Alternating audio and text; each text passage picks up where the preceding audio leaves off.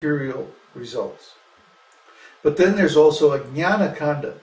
Jnana kanda means I do certain kind of meditation or certain kind of mystical process and I get some subtle results, some mental results, like mystic powers or special insights or whatever.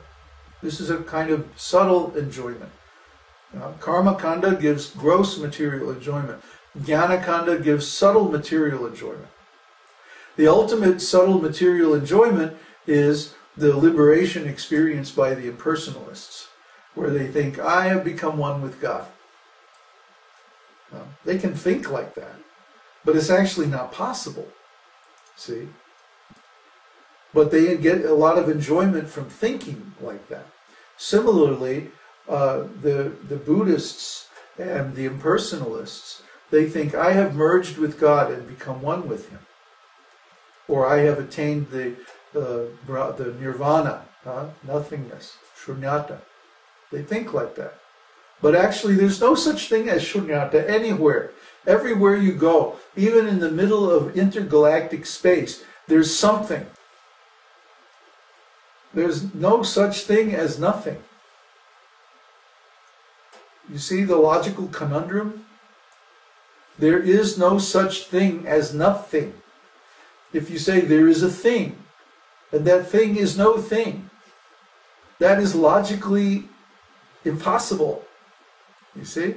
Their whole philosophy is based on this logical impossibility. And they're simply tripping out over the mental intoxication they get from screwing with their logic. I try to understand. It's a subtle pleasure. It's a mental pleasure. It's a kind of intoxication. But the devotees, they are actually sober, even though they're experiencing so much bliss and so much spiritual intoxication. The devotees are actually sober because they are saying, okay, God is doing everything. His potency, whether it's material or spiritual, is under His control. He's the actual doer. He's the actual knower. He is the actual owner of everything. So, if I simply surrender my heart to Him, surrender my love to Him, then He can arrange everything. Not that we are doing anything. As soon as we try to do something, we are taking the role of the doer. As soon as we try to attain some result, then we become attached to the modes of material nature, and the modes of material nature are much stronger than we are, and so we become enmeshed in karmic cause and effect and lose our liberated position.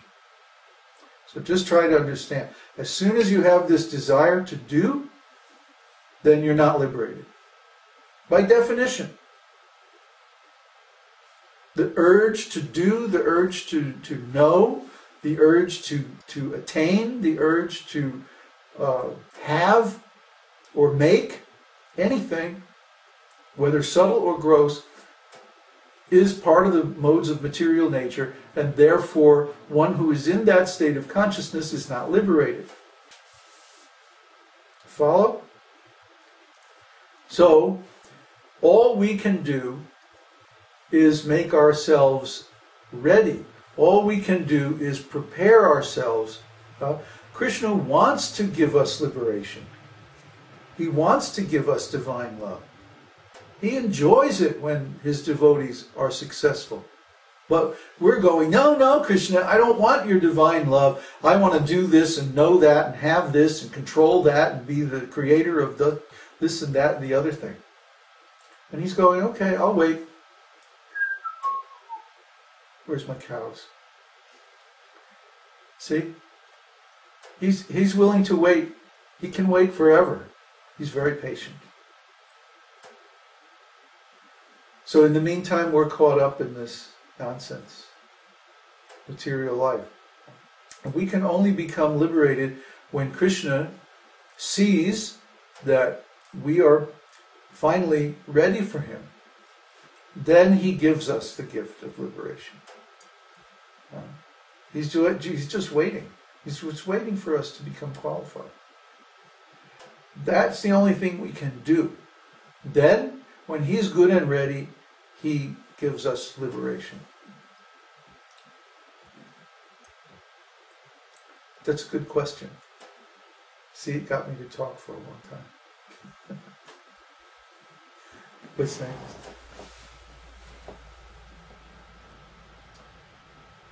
Oh, it's comments mostly.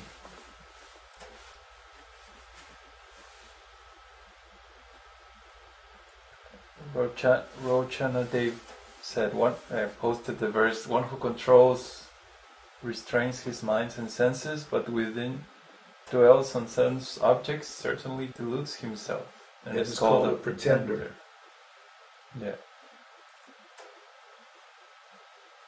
Yeah, action can be subtle or gross. So the karmis, they're following the gross process of action and reaction. The jnanis are following the subtle action and reaction. Oh, if I make this mental adjustment, or if I get this insight, then I can attain something spiritual. No. No, because the instrument that you're using is material. Mind, intelligence, false ego. So how can the result be spiritual? See, it's like you can't do that kind of, you can't do spiritual work with a material instrument. The most you can do is you can promote yourself to a higher grade of activity, a higher grade of consciousness by creating many, many impressions of spiritual quality. The quality of our consciousness is dictated by the impressions in the mind. So when we create many, many impressions by chanting a spiritual mantra over and over and over again, Hare Krishna, Krishna Krishna, Hare Hare, Hare Ram, Ram, Ram Hare Hare, Hare Krishna. Again and again and again we chant and hear. And by engaging the senses, multiple senses, chanting, hearing, touching the beads, thinking, dancing, thinking of Krishna with love while chanting like that, then many, many, many impressions of spiritual quality enter into the mind and they gradually purify it. And when the mind is completely purified, then Krishna will appear. That's the process. It's not, don't try to mix Buddhism or Jnana Yoga or impersonal philosophy with bhakti. It will lead you astray. Be very careful. That's it. That's it? No more questions? Uh-oh. No discussion about the house? I'm really surprised.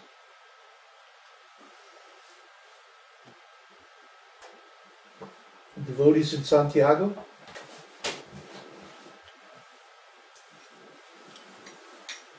No?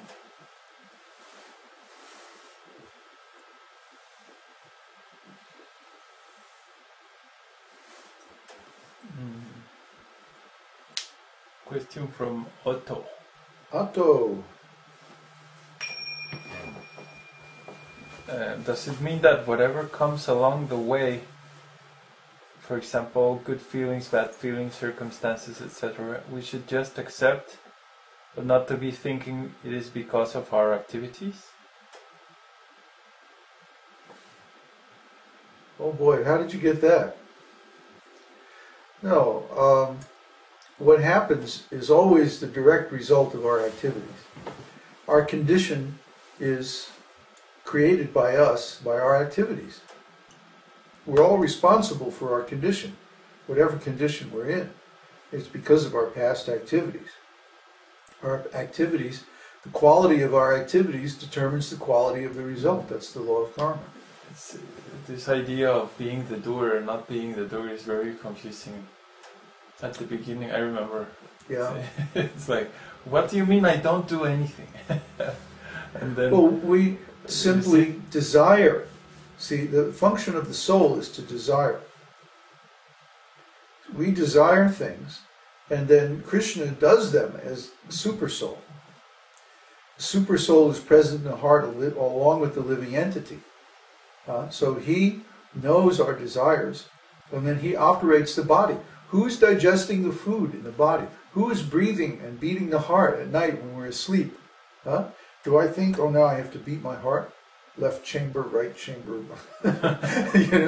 We don't think of any of this. It simply happens by Krishna's grace, by Krishna's intelligence. He's operating the body. We're simply like a passenger along for the ride, like Arjuna on the chariot. Krishna is driving. Arjuna is just along for the ride. But he's saying, Krishna, take me out in the middle between the two armies so I can see who's gathered here to fight. And Krishna takes him out. Okay. Why? Because Krishna is his friend. See? Similarly, Krishna is our friend.